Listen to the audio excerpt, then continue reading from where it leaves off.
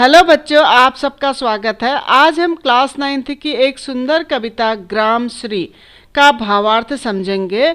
इस कविता के जो कवि हैं वो सुमित्रा नंदन पंत जी हैं।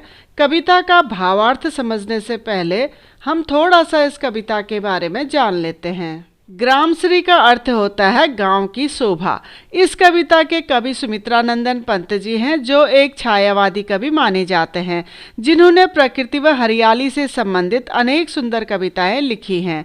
अपनी कविताओं में उन्होंने प्रकृति का मानवीकरण बहुत शानदार ढंग से किया है। कवि इस कविता में कड़ाके की ठंड के बाद ऋतुराज बसंत के आगमन से प्रकृति में होने वाली हलचल के बारे में बात कर रहे हैं।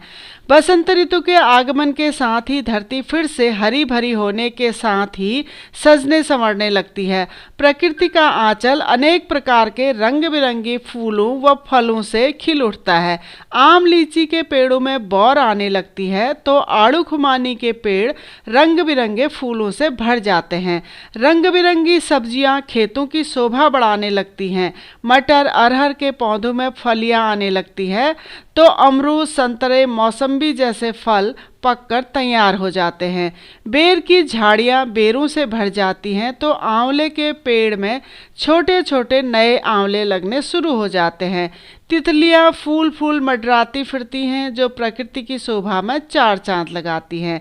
सुमित्रा नंदन पंत जी ने यहाँ पर प्रकृति का बहुत खूबसूरत वर्णन किया है।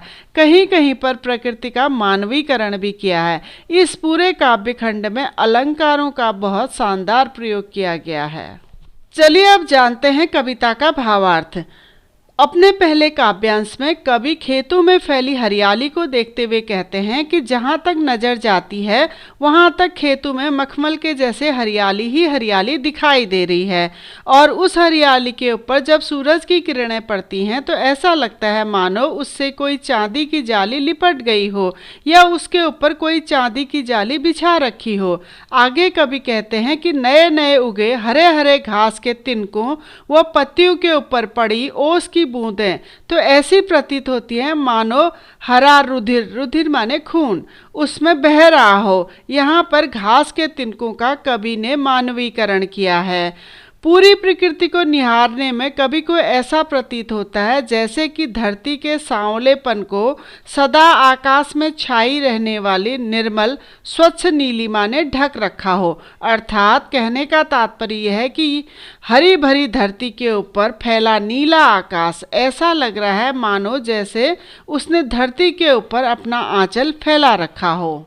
दूसरे काव्यांश में कवि खेतों में खड़ी फसलों व रंग बिरंगी फूलों से सजी धरती के सौंदर्य को देखकर मंत्रमुग्ध हैं। वे कहते हैं कि इस हरियाली को देखकर धरती भी रोमांचित है, यानी अति प्रसन्न है, क्योंकि अब जौ और गेहूं में बालियां आ चुकी हैं।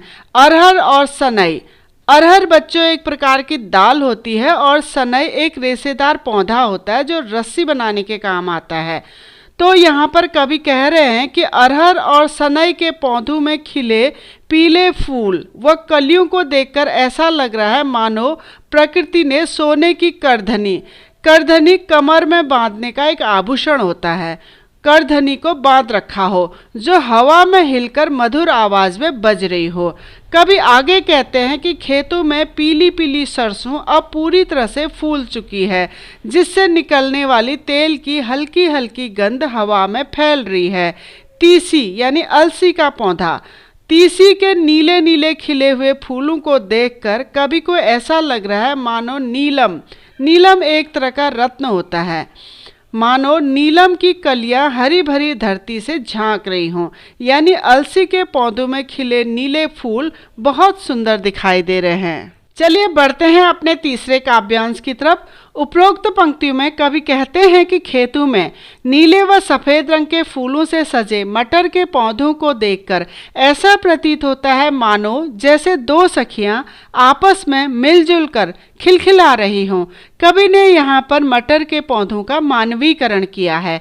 आगे कवि कहते हैं कि मटर के बेल पर लगी फलियां ऐसे प्रतीत होती हैं मानो जैसे मटर के पौधों पर कोई मखमली पेटियां लटक रही हों और जिनके अंदर बीजों की लड़ियां छिपाई गई हों। बसंत ऋतु के आगमन से खेतों पर खिले रंग बिरंगे फूलों पर सुंदर सुंदर रंग बिरंगी तितलियां मंडरा रही हैं और जब भी तेज हवा चलती है तो फूलों की टहनियां जोर जोर से हिलती हुई ऐसे प्रतीत होती हैं मानो जैसे फूल स्वयं उड़ उड़ कर उन टहनियों पर जा बैठे हों, यानी फूल भी खुश होकर अपनी मस्ती में झूम रहे हैं। चौथे काव्यांश का भावार्थ कुछ इस तरह से है। बसंत ऋतु के आगमन के साथ ही आम और लीची के पौधों में बौर आने लगती है। आड़ू खुमानी आदि के पौधों में रंग बिरंगी फूल खिलने लगते हैं जो प्रकृति के सौंदर्य में चार चांद लगाते हैं। उपरोक्त पंक्तियों में कवि कहते हैं कि आम के पेड़ों की डाली डाली अब सफेद और पीले रंग के बौरों से लद गई है। पलाश के फूल और पीपल के पत्ते अब गिरने लगे हैं। यह सब देखकर कोयल भी मस्त होकर गा रही है। कटहल महक रहा है और उसकी भीनी भीनी खुशबू हवा में फैल रही है, मगर जामुन अभी भी अधखिला है और जंगल में बेर की झाड़ियों में बेर झूलने लगे हैं। आड़ू नींबू दाड़िम में फूल आने लगे हैं और गोभी बैगन मूली भी फूल रही है। चलिए बढ़ते हैं अपने पांचवें काव्यांश की तरफ।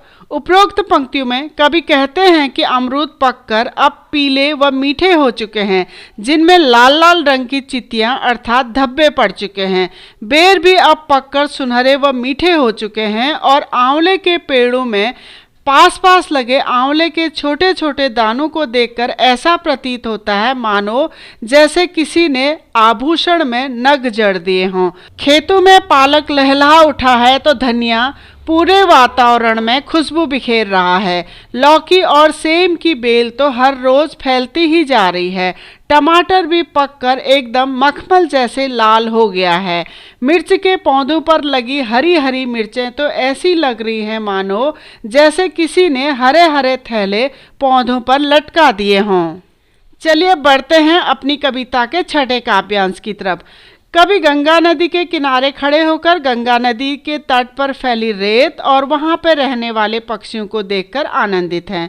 उपरोक्त पंक्तियों में कवि कहते हैं कि गंगा नदी के किनारे पड़ी रेत पर बने निशान ऐसे प्रतीत होते हैं मानो जैसे किसी ने रेत पर सांप की आकृतियां उकेर दी हों और साथ में तट पर फैली तरबूजों की खेती भी बहुत सुंदर दिखाई दे रही है।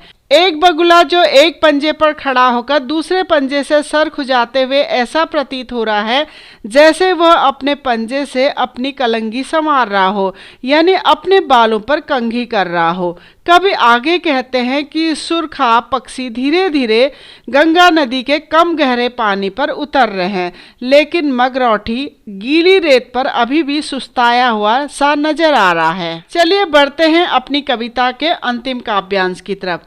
उपरोक्त पंक्तियों में कवि अपने गांव के हरे भरे सौंदर्य को देख रहे हैं जो उन्हें बेहद खूबसूरत दिखाई दे रहा है। कवि कहते हैं कि प्रकृति अपनी इस अकूत संपदा से बेहद खुश है। बच्चों, प्रकृति की अकूत संपदा उसकी फसल, रंग बिरंगे फूल, हरे भरे पौधे होते हैं। आगे कवि कहते हैं कि सर्दियों की इस धूप में तो हरियाली सुख से कभी अलसाई हुई तो कभी सोई हुई सी लगती है। उस हरियाली के ऊपर पड़ी ओस की बूंदें तारों की भांति दिखाई दे रहे हैं जो अपने सपनों में खोए हैं। इस हरे भरे गांव की हरियाली को देखकर कवि को ऐसा लग रहा है मानो जैसे किसी ने पन्नों से भरा हुआ कोई डिब्बा खोल दिया हो जिसको नीलम की सी आभा देने वाला नीले रंग का आसमान ढके हुए हो। यानी कहने का अर्थ यह है कि पन्नों से भरे उस डिब्बे को नीले आसमान ने ढक रखा हो। सर्दियों के अंत में इस गांव के चारों तरफ फैली हरियाली, लहलहाती फसल व गांव की शांति सभी लोगों को अपनी तरफ आकर्षित करती है। तो बच्चों, ये था हमारी ग्रामश्री कविता का भावार्थ। उम्मीद है आप लोगों को समझ में आया होगा। इसी भावार्थ को और विस्तार से देखने के लिए आप हमारी वेबसाइट keepinspiringme.in में विजिट कर सकते हैं। डिस्क्रिप्शन में मैंने इसका लिंक दे दिया है। अगर आपको वीडियो अच्छा लगे तो प्लीज़ चैनल को लाइक करें, सब्सक्राइब करें और आने वाली वीडियो की इन्फॉर्मेशन के लिए बेल आइकन को दबा दीजिए। धन्यवाद।